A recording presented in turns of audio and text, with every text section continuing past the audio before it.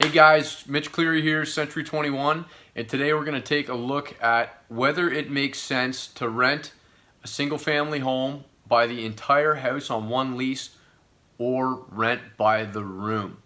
So we're going to focus mainly on the gross rent side of the equation today.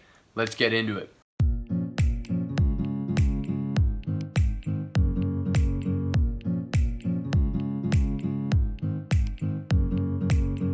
So first off, I gotta preface this conversation by saying that the rents I'm using to do this math I'm gonna show you are based off of my conversations with landlords who are renting by the room and who are renting whole houses, and by looking through Craigslist, Kijiji ads, Rent Now, Facebook Marketplace, and just sort of accumulating my own small sample of what people are asking for and what buyers or tenants are looking for on the lease side to come up with my own current market rental rates.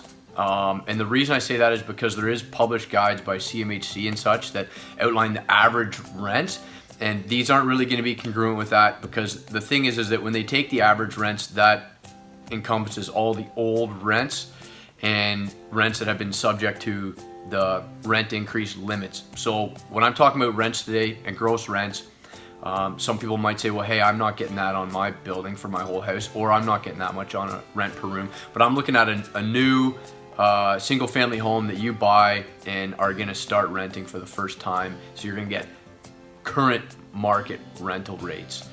So without further ado, the next topic of conversation is, at what point is the threshold where it makes more sense to analyze your property on a room by room basis, or plan to rent it that way, as opposed to renting the entire house under one lease?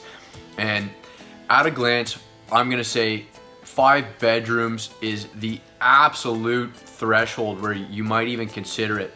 And for our purposes today, I'm gonna say the conclusion of my analysis here is that 6 bedrooms is really where you start. 5, it's okay to start looking at it and say, so let's take a look at why 6 beds is sort of the threshold. First off, I'm gonna start with right where the changeover is, and that's at 5 beds. So current market rental rates for renting by the room, I'm seeing people getting consistently $550 to $600 a room. We're gonna take $550 just to play on the conservative side and do our gross numbers off that. So $550 times 5, simple math, that's $2,750 for gross rent. Now, the next consideration in your numbers is that you're gonna be paying the utilities when you're renting by the room. Most likely that's the way I'm seeing these things structured.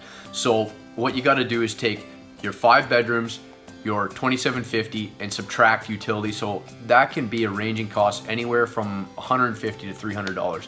So we're gonna take $250 to play it safe and say that your monthly rental income after your expenses, your variable expenses, because insurance is gonna be applicable on both properties, say with taxes and such. So your variable expenses are gonna bring your rent down to $2,500 a month on a 5 bedroom house. Current market rates for single family homes being rented as an entire house, I'm seeing an average of around $2,000, but that's including 3 bedroom homes, smaller 4 bedroom homes with really small rooms, 1 bathroom. But when you're looking at this threshold we're talking about, which is the 5 bedroom mark, when you're looking at five bedroom homes, they're a bit larger, and you're seeing these as one lease, whole home rental, going for anywhere between $2,200 up to $2,600. So we looked at our numbers on the rental by room perspective, $2,500 after you subtract you paying the utilities, and you can rent a 5 bedroom house as a single lease to one family for roughly $2,200 to $2,500 plus, where they're paying the utilities. That's an absolute easy decision. You're gonna rent that thing as one lease. You only have to deal with one tenant, and they're paying the utilities. A lot less to manage, potentially less trouble with damages. So 5 beds, out of the question from the way we want to look at it here today. So let's move on to 6 and 7 beds to show you where the real difference starts to kick in. So 6 bedrooms times 550, that's a gross rent of $3,300 a month. When we subtract the 2,500 you could get, we're going to use the 2,500 number here because this is a 6-bedroom house, is obviously pretty large. We're going to assume the max one lease rental rate. So 2,500, 3,300 minus 2,500, you get a monthly difference of $800 renting that 6-bedroom house by the room. Now let's subtract our utilities. I'm going to up the utilities here and go from $250 a month to $300. We're going to go on the higher side because we have 6 occupants, and that's going to leave us with $500 a month in difference renting by the room. So annually that's $6,000. So it's starting to get significant here. Now let's look at 7 bedrooms. 7 bedrooms times 550, and remember that's an average, could be higher, could be lower, is $3,850 a month, $3,850. So let's subtract 2,500. That leaves us with $1,350 extra a month in rental income. Subtract $300 for our utilities because we're paying the utilities here for renting by the room, and that's going to give you an annual rental difference of $12,600. So hopefully this was useful in showing you that 5 bedrooms, not really worth looking at renting by the room. 6 bedrooms starts to make a bit more sense and equal out on the headaches of managing 6 different leases, 6 different tenants. And then 7 bedrooms, it starts to get to the point where, okay, this is significantly more income in the year. This could be worth looking at if the house makes sense.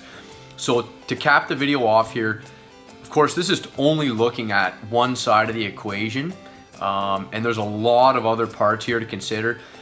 In both situations, you're supposed to license your rental with the city of Peterborough or register it.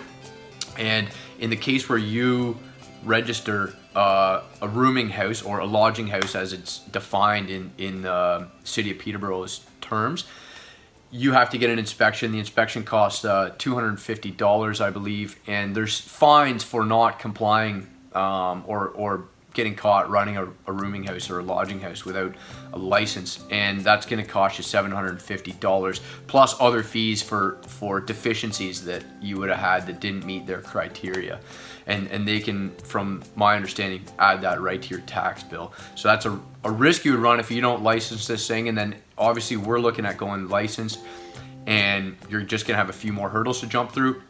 And then in the case of running 7 different tenants, are you going to be able to get them to sign a jointly and severally liable lease where if a couple of them leave, they're all going to help cover the missing expenses? Are you going to be able to get tenants all at the same start and stop dates? Are you going to be managing a bunch of different incongruent starting and stopping leases?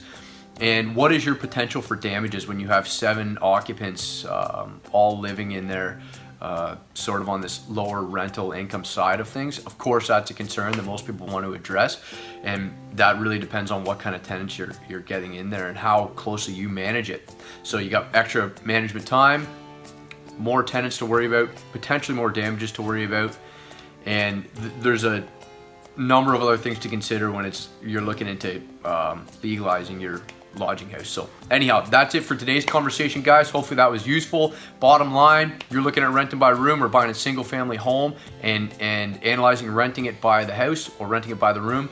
I think 6 bedrooms is really where you're gonna start to seriously consider that the extra work or headaches might be worth the extra money. Thanks, guys.